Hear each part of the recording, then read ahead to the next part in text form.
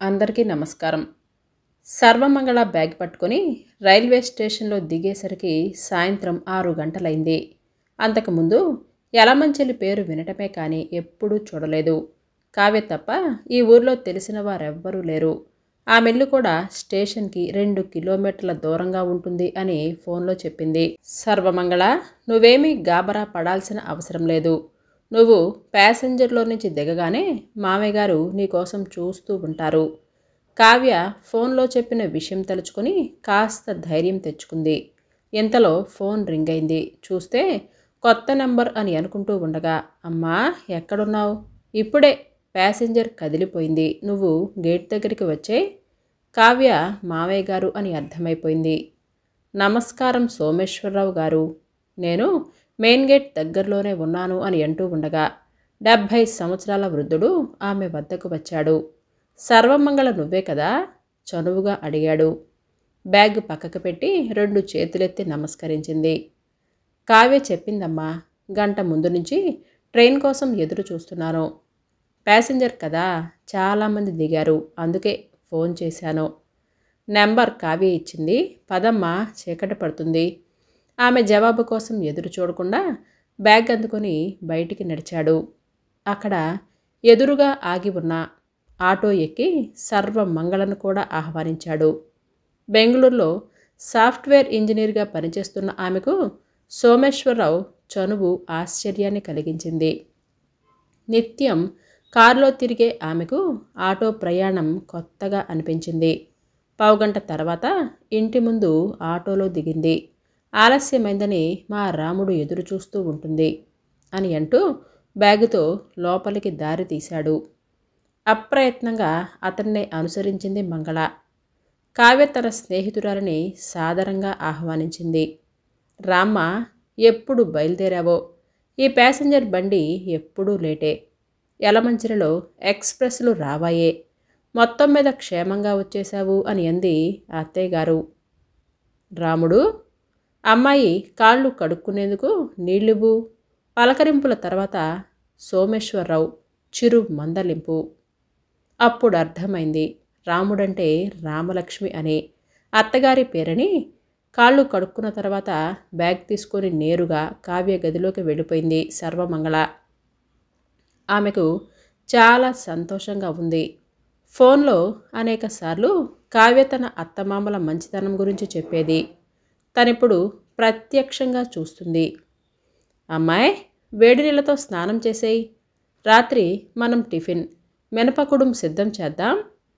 రామలక్ష్మి వారి గది గుమ్మం వద్దకు వచ్చి నెమ్మదిగా చెప్పింది. మినపకుడుం ఎప్పుడో చిన్నప్పుడు అమ్మ చేసినప్పుడు తినింది. మళ్ళీ ఇప్పుడు ఆ పేరు వింటుంది సర్వమంగళ. బెంగళూరులో బర్గర్లు, పిజ్జాలు, సమోసాలు తినటం తప్ప తెలుగుదనం ఉట్టిపడే టిఫిన్ తిని చాలా సంవత్సరాలు దాటిపోయింది. అత్తయ్య మామయ్యల ప్రేమను తట్టుకోవటం చాలా కష్టం. ఎంత కొత్త వాళ్ళొచ్చినా వారు అలాగే ఉంటారు. నన్ను కూడా ఒక్క పని చేయనివ్వరు.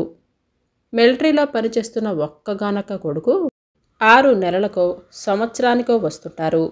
అంతవరకు వారికి అన్నీ నేనే. ఒక్క మాటలో చెప్పాలంటే కూతుర్ని, కోడల్ని అన్నీ నేనే. కావ్య మెరుస్తున్న కళ్ళతో చెప్పింది. సర్వమంగళ ఫ్రెషప్ అయ్యేసరికి 7:30 అయ్యింది. అమ్మా కావ్య, నువ్వు మంగళ రెడీ అయితే వచ్చేయండి. టిఫిన్ రెడీగా ఉంది. మీ మామయ్య గారు కూడా ఎదురు చూస్తున్నారు అని రామలక్ష్మి అంది. ఇంత తొందరగానా?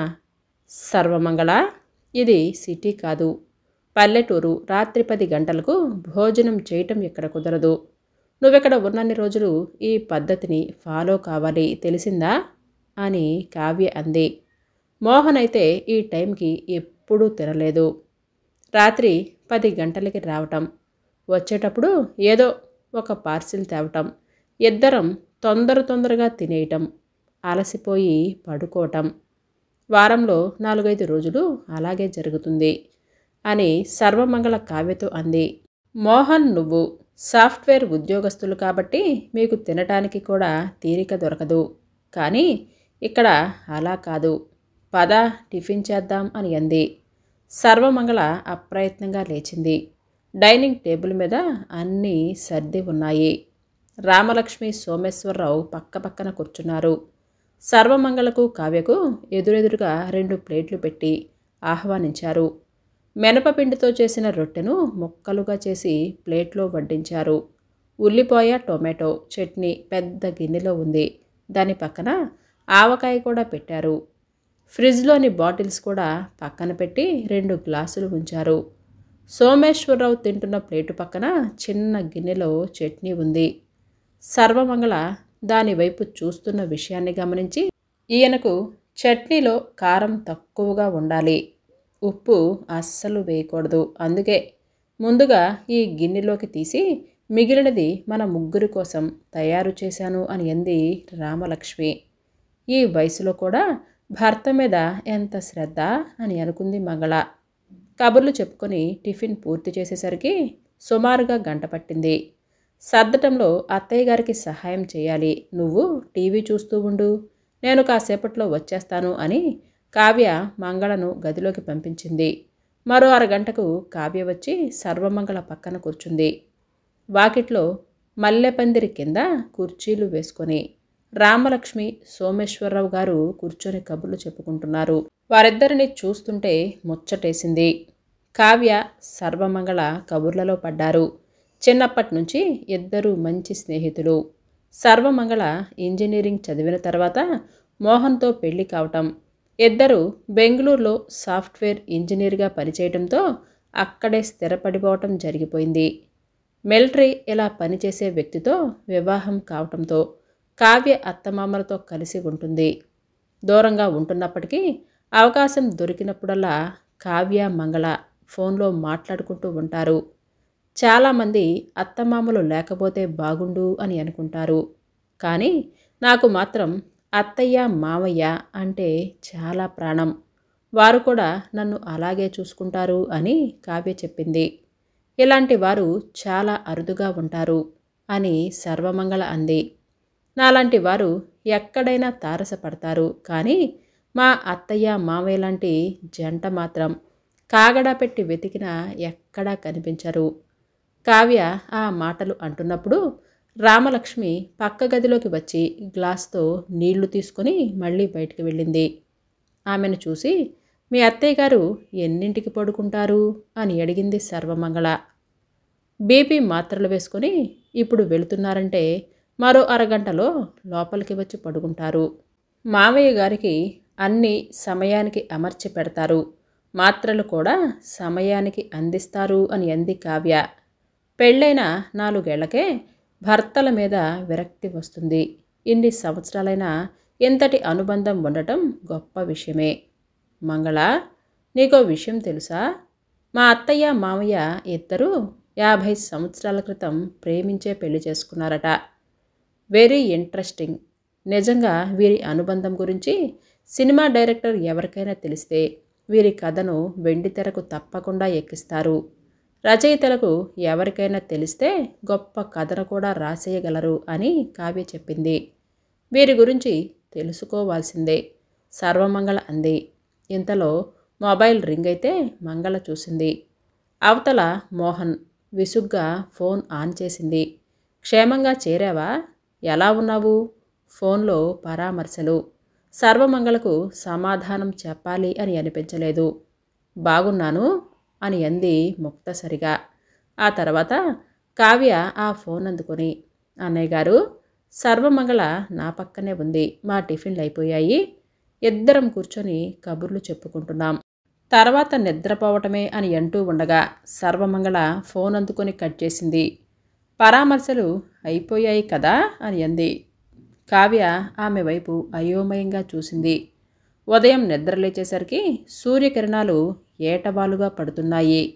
రేడియోలో మంచి సుప్రభాతం వినిపిస్తుంది.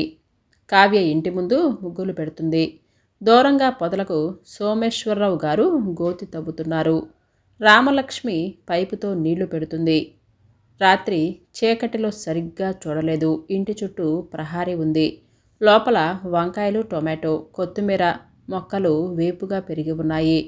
మరో మూల వివిధ రకాల పూల మొక్కలు, వాటిని ఆనుకొని గోంగూర, తోటకూర, పాలకూర పాదులున్నాయి. ఇంట్లో చాలా కూరగాయలు, ఆకుకూరలు పెంచుతున్నట్లుగా అర్థమైంది. మీ సాఫ్ట్వేర్ ఉద్యోగులు ఇంత తొందరగా లేవటం ఆశ్చర్యంగా ఉంది. మరో గంట పడుకోలేకపోయావా? కావ్య నవ్వుతూ పలకరించింది. అమ్మా మంగళ, కాఫీ తాగుతావా? టీ పెట్టమంటావా? రామలక్ష్మి గారు సర్వమంగళను చూసి దూరం నుంచి అడుగుతున్నారు. తనింకా బ్రష్ చేయలేదు అన్న విషయం గుర్తుకొచ్చి సర్వమంగళ సిగ్గుపడిపోయింది. గబగబా బాత్రూంలోకి పరిగెత్తింది. బయటికి రాగానే కావ్య బ్రూ కాఫీ అందించింది. ఇది నా కాఫీ కాదు, అత్తగారు కలిపింది. మామగారు 4-5 సార్లు తాగుతారు. ఆయన కోసం ఫిల్టర్ తీసి ఉంచుతాను అని అంది కావ్య. కాఫీ చాలా రుచిగా ఉంది, చక్కగా ఉంది. మామయ్య గారు ఉదయాన్నే నిద్రలేచిన వెంటనే బజార్కి వెళ్ళి పాల ప్యాకెట్లు తీసుకొని వచ్చి స్టవ్ మీద పెట్టిన తర్వాత పొలం పనిలో పడతారు. ఆయన గారికి అత్తయ్య గారు సహాయం చేస్తారు. తర్వాత ఇద్దరు సూర్య నమస్కారాలు, ప్రాణాయామం చేసుకుంటారు. ఆ తర్వాత స్నానం చేసి ఇతర పనులు మొదలు పెడతారు. చాలా సిస్టమేటిక్గా ఉన్నారే అని సర్వమంగళ అంది. అవును, వారిద్దరూ నిజంగా ఆది దంపతుల్లా ఉంటారు. ఒకే వాతావరణం, ఒకే పరిస్థితులు చూస్తుంటే నాకెందుకో విసుగ్గా అనిపిస్తుంది. ఆ రోజు ఆఫీస్ నుంచి రాగానే మోహన్ అన్నాడు. సర్వమంగళ ఆశ్చర్యపోయింది. పెళ్ళై 4 ఏళ్ళు కూడా పూర్తిగా కాకముందే మీకెందుకు అలా అనిపిస్తుంది? నాకు అర్థం కావటం లేదు. నిజం చెప్పాలంటే నాకు కూడా మీరు బోర్ కొడుతున్నారు అని ధైర్యం తెచ్చుకొని అంది. భార్య మాటలు విని మోహన్ తట్టుకోలేకపోయాడు. సంపాదిస్తున్న భార్య మాట వినదని మా బామ్మ చెప్పే మాట నీ విషయంలో నిజమనిపిస్తుంది. సంపాదించటమే నాకు ఇబ్బంది అయిపోయింది. మీతో పాటు నేను కూడా ఉద్యోగం చేస్తున్నాను. ఉదయం నుంచి మీరెన్ని పనులు చేస్తారో అన్ని పనులు చేస్తున్నాను. కానీ మీకు వంట చేసి పెట్టడం, టిఫిన్ సిద్ధం చేయటం వంటి పనులు అదనంగా చేయవలసి వస్తుంది. ఆఫీస్ నుంచి ఇంటికి రాగానే నాకెవరైనా టీ అందిస్తే బాగుండు అని అనిపిస్తుంది. నన్ను టీ చేసి అందించమంటావా? ఏం తప్పేముంది? ఒకరోజు మీరు టీ చెయ్యొచ్చు, మరో రోజు నేను చెయ్యొచ్చు. నేను వంట చేస్తే కూరగాయలు తరుగుతూ మీరు నాకు సహాయం చేయవచ్చు. కలిసి కట్టుగా పని చేసుకోవటంలో తప్పేముంది అని అంది. సర్వమంగళ, ఎందుకో నీ ఆలోచనలు విడ్డూరంగా ఉన్నాయి.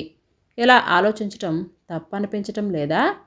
మోహన్ మాటలు సర్వమంగళకు పేకలు దాకా కోపం తెప్పించాయి. ఇంటి పనులు చేసుకున్న తర్వాత ఉప్మా చేసింది. తాను తిని కొంచెం మోహన్ కోసం టేబుల్ మీద పెట్టింది. ఉప్మా తినండి అని అంది.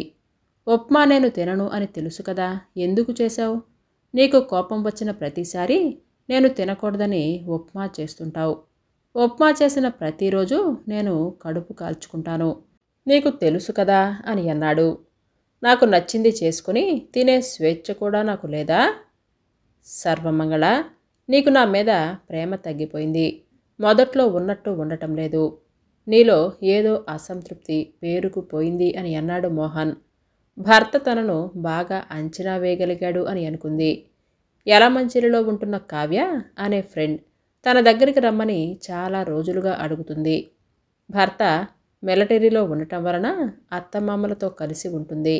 వెళ్ళాలి అని అనుకుంటున్నాను. ఏమంటారు మోహన్? మోహన్ ఏమీ మాట్లాడలేదు. తర్వాత బాగా ఆలోచించి కొద్ది రోజులు దూరంగా ఉండటం కూడా మంచిదేమో. ఒకరి విలువ మరొకరికి తెలుస్తుంది. నువ్వు కావ్య ఇంటికి వెళ్ళాలంటే నాకు ఏ అభ్యంతరమూ లేదు. వారం 10 రోజులు ఉండిరా అని అన్నాడు మోహన్. వెంటనే కావ్యకు ఫోన్ చేసింది. మోహన్తో జరిగిన వాదోపవాదాలు చెప్పింది. ఏ ట్రైన్లో రావాలి, ఎక్కడ దిగాలి, ఇలాంటి విషయాలు ఫోన్లోనే వాకప్ చేసింది. పెళ్ళైన 4-5 ఏళ్లకే నువ్విలా అయిపోతే ఎలా? మా అత్తయ్య మామయ్య పెళ్ళై 50 ఏళ్ళు దాటాయి. కానీ కొత్తగా పెళ్ళైన జంటలా ఉంటారు. నువ్వు మా ఇంటికి రావటం బాగుంటుంది. వెంటనే బయలుదేరు అని అంది కావ్య. సర్వమంగళ అలా యలమంచిలి వచ్చింది. కావ్య దగ్గరికి వచ్చి వారం రోజులైపోయింది. రోజూ కబుర్లు చెప్పుకోవటం, రామలక్ష్మికి పనుల్లో సహాయం చేయటం, ఆ భార్యాభర్తలు ఇద్దరిని గమనించటం నిత్య కృత్యమైపోయింది. తను వచ్చిన వారం రోజుల్లో వారిద్దరూ ఒకరినొకరు పల్లెత్తు మాట అనుకున్నట్లుగా చూడలేదు. రోజంతా కలిసికట్టుగా ఆనందంగా ప్రతి పనిని వంతులు వారీగా చేయటం సర్వమంగళకు ఎంతో ముచ్చట వేసింది. అత్తయ్య గారు, మీరు ప్రేమించి పెళ్లి చేసుకున్నారట కదా? రామలక్ష్మి ఒంటరిగా ఉన్నప్పుడు అడిగింది సర్వమంగళ. జవాబు చెప్పకుండా ముసిముసి నవ్వులు నవ్వింది. కావ్య చెప్పిందా? సర్వమంగళ అవును అని అన్నట్లుగా తలను ఆడించింది. ఎప్పుడో చాలా కాలం కిందటే సంగతి. మొదటి చూపులోనే ఒకరంటే ఒకరికి నచ్చేశాం. పెళ్ళై పిల్లలు పుట్టినా మా మధ్య ప్రేమ తరిగిపోలేదు, పైగా ఇంకా పెరిగిపోయింది. ఒకరి కోసం ఒకరు అన్నట్లుగా జీవిస్తున్నాం. ఆయన నన్ను అర్థం చేసుకున్నారు. ఎవరికి ఏ చిన్న కష్టం వచ్చినా ఇద్దరం విలవిలలాడిపోతాం. ఇన్నాళ్ల జీవితంలో మాకు గొడవలు ఎప్పుడూ రాలేదు. మాట పట్టింపులు వచ్చినా వెంటనే కలిసిపోతాం. ఒకరోజు ఆయనతో మాట్లాడకుండా నేను ఉండలేను, నా మాట లేకుండా ఆయన కూడా ఉండలేరు అని చెప్పింది రామలక్ష్మి. అత్తయ్యగారు, మీరు చాలా గ్రేట్. రామలక్ష్మి మరోసారి చిన్నగా నవ్వుకుంది. మీకెప్పుడు సోమేశ్వరరావు గారు బోర్ అనిపించలేదా? భార్యాభర్తల మధ్య ఆకర్షణ తగ్గకుండా చూసుకోవటం ఒక కళ. ఏళ్ళు గడుస్తుంటే పిల్లలు, సంసారం, బాధ్యతలు, అనారోగ్యం వంటివి ఉంటాయి. కానీ ఆయనకి నాకు మాత్రమే అర్థమయ్యే చూపు విసురుతారు అని అంది. సర్వమంగళ ఆమెకు దగ్గరగా జరిగి కూర్చుంది. మాలో ప్రతి ఊహ రెండో వారికి తెలుసు. ఎప్పుడో ఎక్కడో ఏకాంతంలో కూర్చొని మేము మాట్లాడుకున్న మధుర క్షణాలు మా ప్రేమబంధం మాసిపోకుండా, వెలసిపోకుండా కాపాడుతూనే ఉంటాయి. కొద్ది రోజుల ఎడబాటు తర్వాత మేం కలుసుకున్న ప్రతిసారి అప్పుడే మొదటిసారి కలుసుకున్న అనుభూతి కలుగుతుంది. ఆయన వేళ్ళు నాకు తగిలితే ఎప్పుడో పెళ్ళైన మొదటిసారి కలుసుకున్నప్పుడు ఉండే అనుభూతి కలుగుతుంది. మా ప్రేమ నలగని పువ్వు. భార్యాభర్తల మధ్య ప్రేమ అలాగే ఉండాలి అని నెమ్మదిగా చెప్పింది. సర్వమంగళకు చాలా వరకు మబ్బులు వీడిపోయాయి. బెంగళూరుకు ఫ్లైట్ టికెట్ బుక్ చేసింది. ఆ తర్వాత కావ్య దగ్గరికి వచ్చి, కావ్య, యలమంచిలి నుంచి విశాఖ ఎయిర్పోర్ట్కి ట్యాక్సీ మాట్లాడాలి, సాయంత్రం వెళ్ళిపోతున్నాను అని అంది. మరో వారం రోజులు ఉంటాను అని అన్నావు కదా, ఇంత సడన్గా ఎందుకు వెళ్ళిపోతున్నావు? ఆమెకు ఏమీ జవాబు చెప్పకుండా మోహన్కి ఫోన్ చేసేసింది. నేను ఇంటికి వచ్చేస్తున్నాను. మీరు ఆఫీస్ నుంచి వచ్చేసరికి నేను ఇంట్లో ఉంటాను. ఈ రోజు నుంచి మన ఇంట్లో ఉప్మా టిఫిన్ బంద్. మీరు తినని ఉప్మా నేను కూడా తినను, ఇక చెయ్యను అని అంది. కావ్య ఆమె వైపు అయోమయంగా చూస్తూ ఉండిపోయింది. ఈ కథ మీకు నచ్చిందా అండి?